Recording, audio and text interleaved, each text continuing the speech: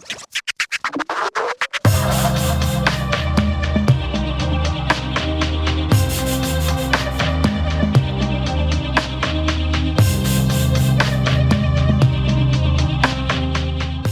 the last 10 years has been hell, to say the least. I try not to open this pain up because it's hard to close it. That was Debbie Eiler, mother of homicide victim Joseph Linares. And that video clip is actually extremely recent. There is a new article that is kicking out around this case, but not for a great reason. It's because this case has been unsolved for the past 10 years. It was exactly 10 years ago today that someone went to the front door of Joseph's apartment, got him to answer it some way, and shot and killed him. There's not a lot of detail on this, but thankfully there's one news agency that's been working, and that's the local ABC 13, to keep exposure raised to this case. I really appreciate that they're doing that, because without their coverage on this case, there's practically nothing. I can't even find a Web Sleuths article on this case. So let's go ahead and dive into this case and see what we can learn about Joseph Linares, what happened around this case, and what could possibly be affecting it from being solved. Let's start by learning about where this takes place. This takes place in Toledo, Ohio. Toledo is a city in and the county seat of Lucas County, Ohio, United States. Toledo is in northwest Ohio at the western end of Lake Erie, bordering the state of Michigan. The city was founded in 1833. The first of many glass manufacturers arrived in the 1880s, eventually earning Toledo its nickname, the Glass City. It has since become a city with an art community, auto assembly businesses, education, healthcare, and local sports teams. The population of Toledo as of the 2010 census was over 287,000. Now, when I started looking into information about Toledo, I kept seeing information about crime in Toledo. And, I look at Wikipedia frequently at these profiles, but not always do I see an actual crime demographics section broken out there. But we do have one here, and maybe for good reason. In 2018, the city was ranked 43rd of the top 100 most dangerous cities in America. Specifically in 2010, that's the same year that this shooting happened, there was a combined total of over 3,000 burglaries, over 500 robberies, over 750 aggravated assaults, and specifically 25 homicides, obviously one of those being Joseph. So let's get into some of the details of the case. Starting with an article at WTOL.com. This was posted January 10th, 2010. Lucas County Sheriff's Office identifies the victim as 21-year-old Joseph Linares. And here they have a map, but I'll show you a map a bit later of where this took place. An autopsy is underway Monday on the body of 21-year-old Joseph Linares, who the Lucas County Sheriff's Office says was shot twice in the chest. Linares later died at a Toledo area hospital.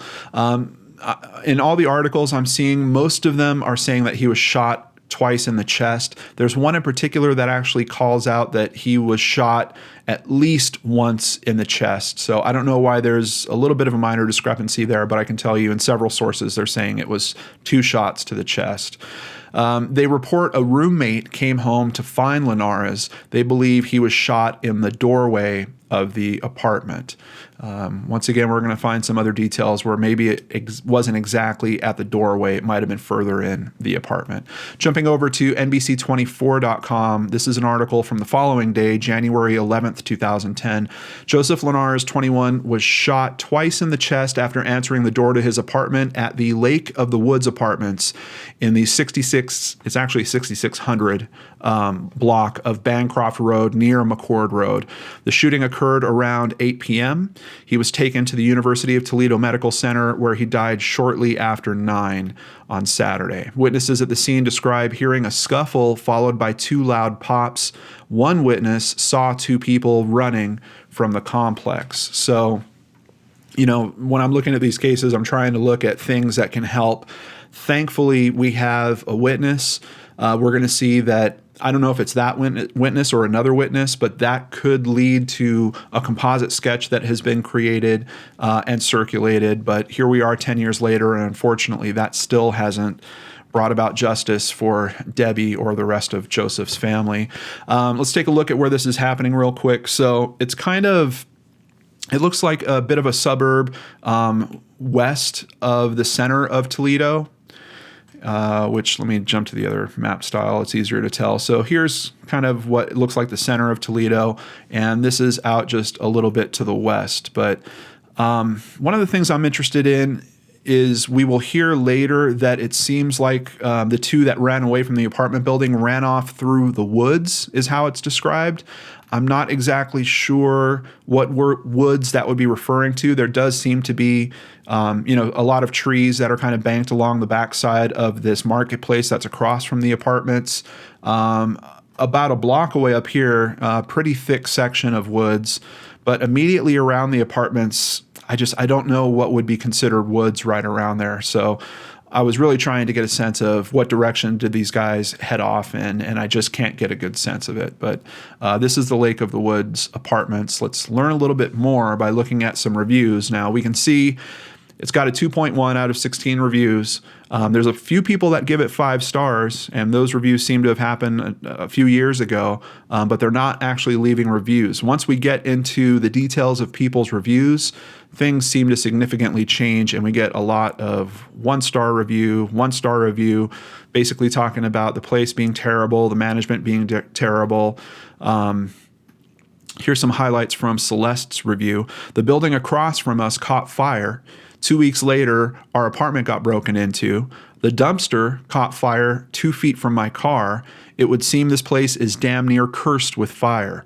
Avoid this complex like the plague it is. Uncle Chuckles says, fires every year. I can't take it. MS says, constant break-ins and fires. Lindsay Williams says she's never had an issue living there, and her husband would probably still be there if he wasn't transferred. But Scotty jumps in, building burned down, multiple units with smashed windows, stolen items, and the occasional dumpster fire. As a matter of fact, if you look at the words at the top, you can see the word dumpster comes up pretty frequently in these reviews. Great place if you're okay with the occasional apartment fire. Constant fires, break-ins, maintenance coming in as they please at no notice. Don't even try to get a package delivered here. It will be stolen 5 to 10 minutes after it's delivered. The complex is worthless and just needs to be torn down. Do not rent here. I nearly died from mold buildup. As you can see, this apartment complex seems to have a lot of very, very serious issues, and of course, I wouldn't want any of my family living there, but let's consider what's going on with Joseph. I mean, he basically graduates from high school, starts a business with his father, is working with his father, and it seems like wants to move out and live on his own. So he gets a roommate. They live at this place, I think, for at least approximately a year together before this happens. And this is a young guy that's only out of high school a few years. I mean, we've all been there.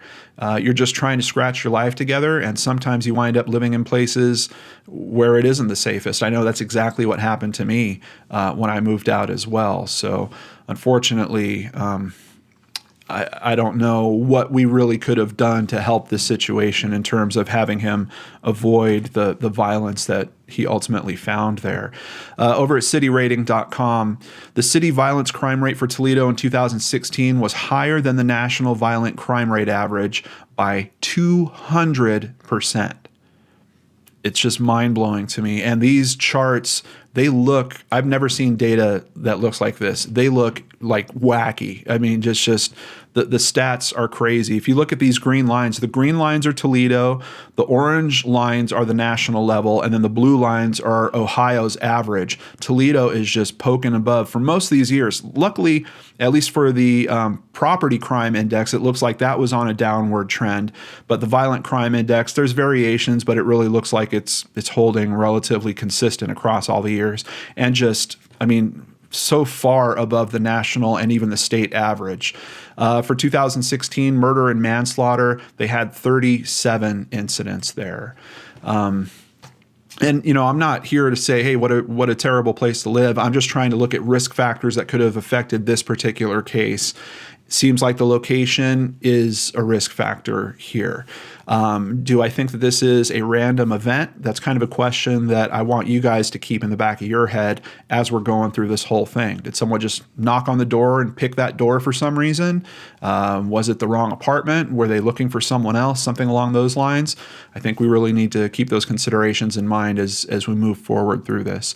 Over at ToledoBlade.com, 2 suspects were seen fleeing the Springfield Township home of Joseph Linares after his shooting death, Lucas County Sheriff's investigators said Monday. So Springfield Township is kind of the name for that neighborhood within Toledo. The investigators released a sketch of one of the suspects Monday.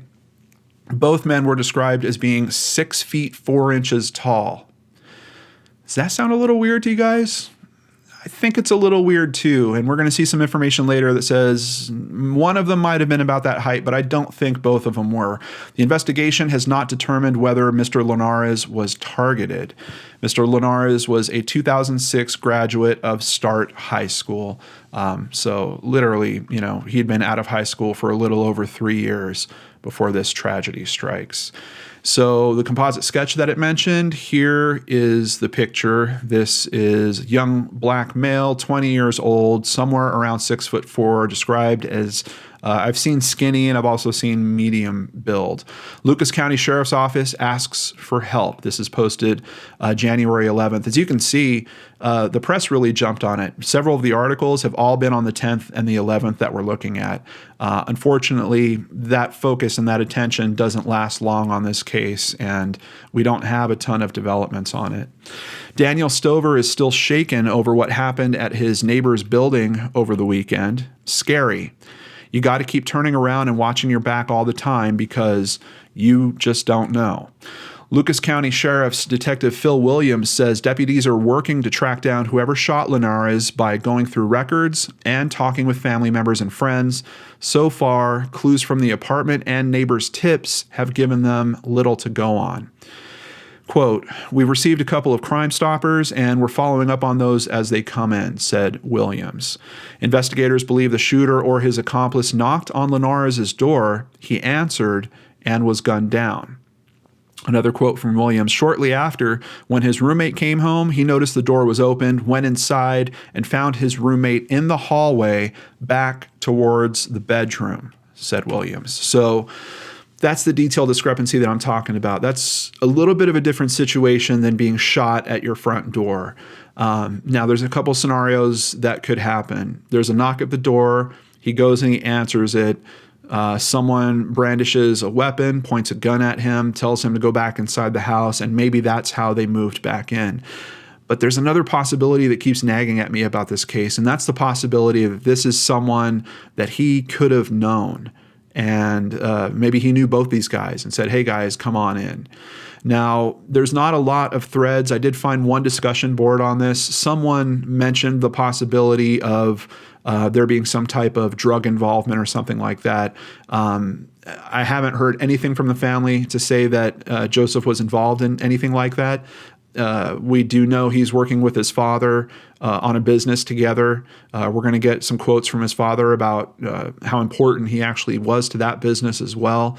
I'm not saying that discounts it. I'm just saying I don't see reasons for this guy's lifestyle to necessarily force him into, dealing drugs or something along those lines. We're not hearing any indicators from his family of anything like that. And quite honestly, we're not hearing anything from the police about that possibility as well. Could it have been 2 friends that were just coming in? I don't know. But somehow they moved from the front door to what the detective is describing as in the hallway back towards the bedroom. Was that a mad scurry? Was that a mad run from the front door? Or was that them walking in thinking everything was cool? I don't know. Continuing at another article from Toledo Blade, authorities searching for leads. Sheriff's investigators spent much of Sunday trying to make sense of what appeared to have been a cold-blooded shooting of a 21-year-old man. Detective Phil Williams said Sunday that no one had been arrested and little progress had been made in finding the shooter. The best guess is that 2 men showed up at the apartment and that one of them shot him, Detective Williams said. A pair of similar-looking casings were recovered, leading investigators to believe 2 shots were fired from the same weapon. Ballistics tests will be performed to verify that, Detective Williams said. Unfortunately, I've looked, and literally the information I'm showing you guys is about all the information that's available on this case publicly. There is no follow-up to those ballistics tests, but for them to say they've got 2 similar shell casings, does that mean it's the same weapon? Not necessarily. It could be the same type of weapon used by 2 different people. Maybe they load up on the same type of bullet, something along those lines. I mean, it doesn't completely rule out the possibility that there was more than one weapon. We just don't have a great reason to think that there is more than one weapon the way that this is looking. But unfortunately, there's no ballistic tests conclusion that has been released to the media on this. Authorities weren't immediately sure if he was targeted or was the victim of a random crime. And that's another aspect that's kind of tough about this case. There's been so little detail that's been released publicly, it's hard to tell what the motive for this crime is. Do we know if something was taken from the apartment? Did they literally show up just to kill Joseph and then they left? It seems like, based on some information that we're hearing from a witness that we'll get to in a little bit, that this was a very fast event, that literally there's gunshots and then there's someone just like running out of the building. So if you're thinking about a robbery situation, I think it'd be kind of tough for you to fire off 2 rounds and then spend a whole lot of time actually going through the house for whatever is valuable. There's another thing here in the reviews that I read about this location. Apparently the walls are just paper thin. I mean, you could hear everything that's going on in this complex. So I think that would have alerted neighbors very quickly.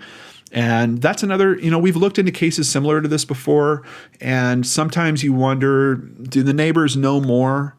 Are they not sharing it because it's someone that they're really familiar with or someone that they see around the complex the whole time? I'm wondering if there's some level of that affecting this case as well. Could these people have been well known to the area, or just because of the area in terms of its active crime, are people scared to speak up about it? I think that there might be something to those factors impacting this case as well.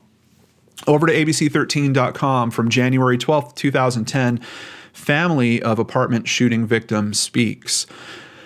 You just can't imagine a loss. You just can't imagine a loss of a child. There is nothing greater. Ron Depew is facing the loss of a son and the loss of a business partner. He was a hard-working young man. We own a company. He helped me build this company from the ground up, says his father, Depew. Joseph Linares lived at Lake of the Woods. Around 8 Saturday night, there was a knock at his door. Detective Phil Williams from the Lucas County Sheriff's Office says the victim opened the door. He was shot immediately. Witnesses say they heard gunshots and then saw someone running through the nearby woods. Debbie Eiler, Joe's mother, says he was in the wrong place at the wrong time. It wasn't meant for him. Now, I'm curious about that statement because it seems to allude to the fact that she has maybe some better detail about what was going on here. And I don't know if that detail is that, yes, there was things that were stolen from the apartment, or there was some indicator that the guys were actually there to see Joseph's roommate instead of Joseph, or if there's some indicator of it was the wrong apartment, that they were looking for someone else in another part of the building or something like that. But it sure seems like with that statement, and we also have to keep in mind this is a mother that's been traumatized. This article is literally coming out a number of days after this has happened. So who knows if it's an actual fact or something that you can really lean on that hard that's making her think that way, or if it's grief.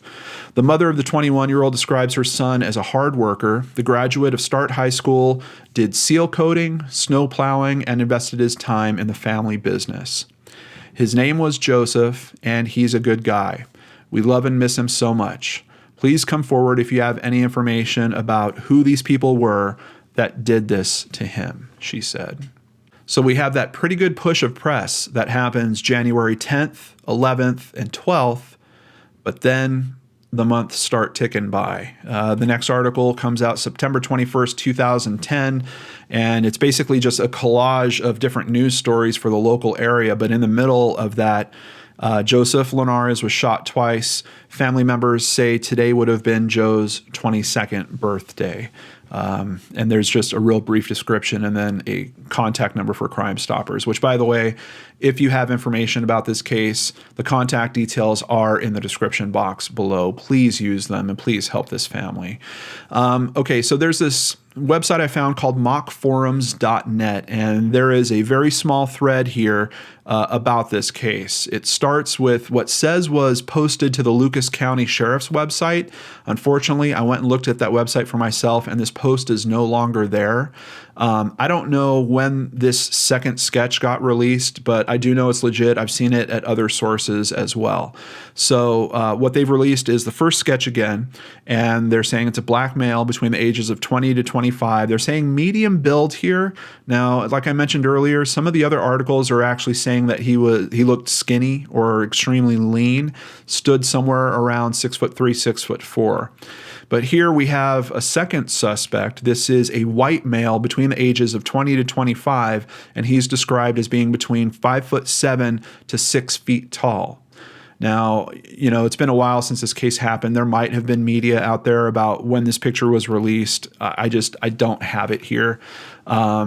And this is really the only thread that I've found where people are actually talking about this case in an ongoing way, and it's just not even that long. But like I said, there's no Web Sleuths thread on this, so it's all that we have to go for at this moment.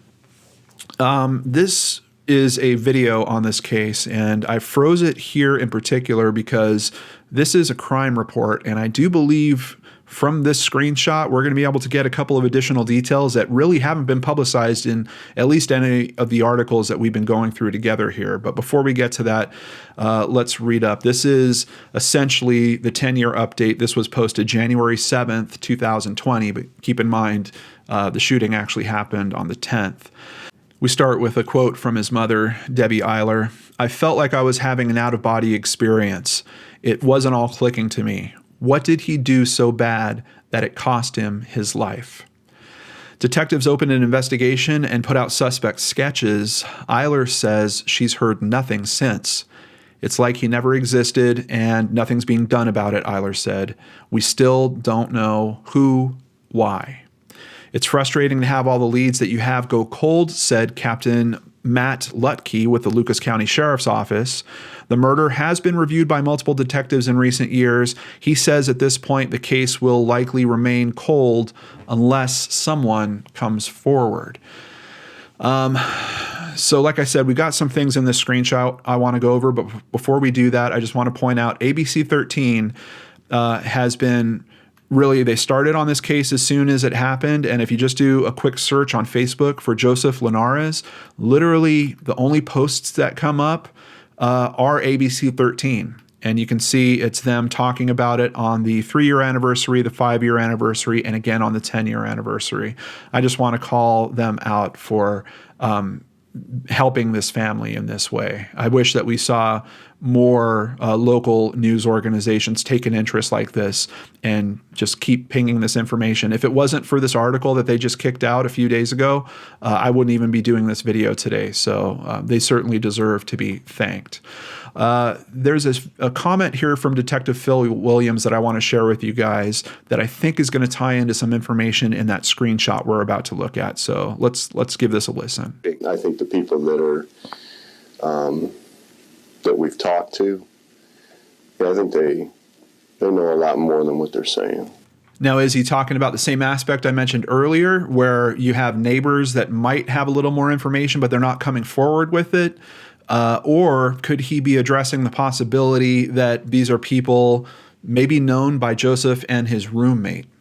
Keep that in mind, and let's take a look at what we can learn from this picture. And surprisingly, there's a lot of additional detail I was able to glean from this, despite the fact that you can see the upper right-hand corner kind of gets extremely out of focus. So let's go through this and tell you guys what I'm seeing.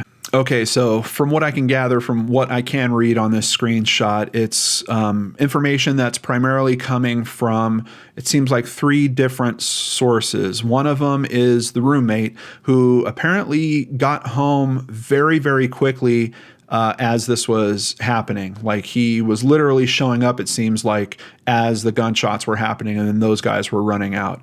On top of that, it looks like neighbors that are right across the hall. I believe it's a man and a woman, a couple that are living together. The woman mentions that she had just started watching the 8 o'clock football game.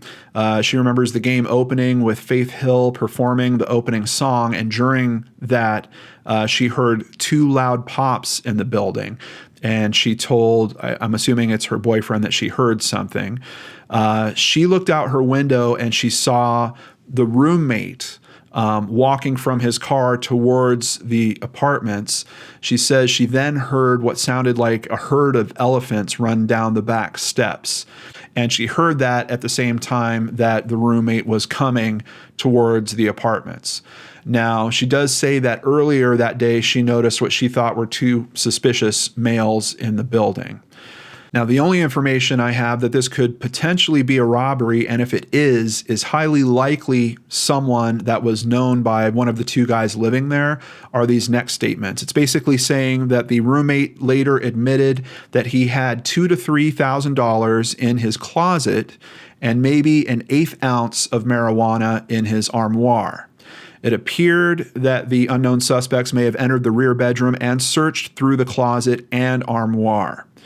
This deputy was later advised that the victim was pronounced deceased at the hospital. So, drug dealing, possibly, I guess, if he could be lying about the amount of marijuana that he had in his armoire. And unfortunately, I really wish I could read the rest of this report and tell you guys, because obviously they would know if the marijuana was still in the armoire and was the money still in the closet, but we don't have that answered.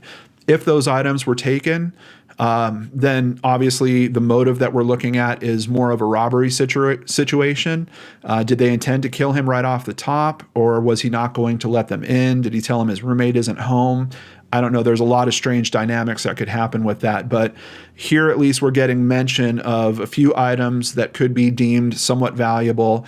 And who knows if that's an 1/8 ounce of marijuana or a pound of marijuana at that point. Especially if the items were taken, that could be just his way of, telling officers why that armoire happens to smell a little funny or something. So I'm really not sure. The thing that's interesting is if he was dealing, I'm sure the investigators would have seen other items for him to have been dealing, scales, bags, other paraphernalia that would be used in that type of business. At least for this page, we're not seeing any mention of that. But if this is essentially a robbery, they sure knew how to strike. They literally come in, Joseph is shot. According to the witness's description of the events, this is a very fast-moving thing that's going on here. So they would know to hit the closet, hit the armoire, and then take off. If there is some kind of dealing situation going on here, maybe they were clients, maybe they had seen those locations and knew where this person kept his drugs and kept his money and came in to try to hit that and then escape as fast as they could. That's just kind of where my mind's going with it. But it's hard to tell because we don't know. The money might have been left there. Is it really strange for someone to keep money in their closet? I don't know. I think we could ask that of you guys, and half of you would answer one way and the other half would answer the other. So I don't know that that's so strange. The really big question was, for me at least, were those items taken or not? What can you do if you have information? The main contact that's been put out there has been Crime Stoppers. I'll have that number in the description box below and also their website. However, on top of that, I did see some reference to the Lucas County Sheriff's Office, their detective bureau specifically, so I will be including that down there as well. And I hope that someone is really brave enough to step up if they have information and call this in. The other thing I'm concerned about is we've had a decade pass here. Are these suspects even still in the area? Who knows? We're covering a case on Case Cracked on Monday where a suspect basically, jumps the state after the crime is committed. I do think that there's a possibility that could be happening. So that's part of the reason why when I saw the ABC 13 coverage, I really wanted to bring it to you guys here as well and try to raise more exposure around the country for this case. 10 years is a lot of time. There's a lot of possibilities with where the suspects could have gone, but there's also a lot of possibilities about people talking, and someone out there might have the information that Debbie is waiting for so that her and her family can have some peace in all this. And if you are that person, I truly, truly hope that you will do the right thing. If you have information about these two suspects, the shooting, or are these suspects, it's possible that these aren't even legit photos. Would there be some reason for the witnesses to have lied about this? I think we have to consider that with some of these situations where people are concerned about their safety and where they're living. So I don't think we could throw that possibility completely out the window either. But these are the composite sketches that we have. These are the composite sketches that the investigators are putting out. So please take a good look. And if you have some information on this case, once again, please call it in. Before I end today's video, I have to thank several new patrons, starting with Christy Bivens, Dorothy, and Julia Malcolm. Thank you so much for supporting the channel. If you'd like to do the same, you can head over to www.lordandarts.com. You can sign up for PayPal, Patreon, buy merchandise. It all helps keep me here doing what I love doing. And before I sign off today, I just want to say to Joseph's family, I'm really sorry that you guys have been going through this for the past 10 years. 10 years is far too long to wait for justice, and I hope that you will find answers as we get into this new year sooner rather than later. Take care, everyone. Have a nice weekend. I'll see you back here on Monday with a brand new episode of Case Cracked on the Lord and Arts channel.